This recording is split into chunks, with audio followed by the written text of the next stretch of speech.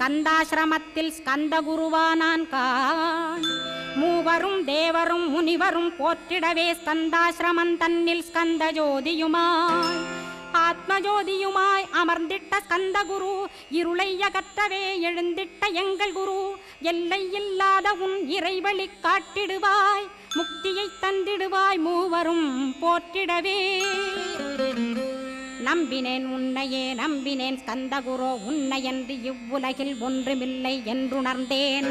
நன்கறிந்து கொண்டேன் நானும் உனதருளால் விட்டிட மாட்டேன் கந்தா வீடதருள் வீரே.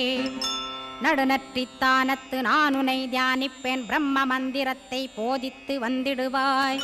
சுழுமுனை மார்க்கமாய் ஜோதியை காட்டிடுவாய், சிவயோகியாக எனச் செய்திடும் குருநாதா.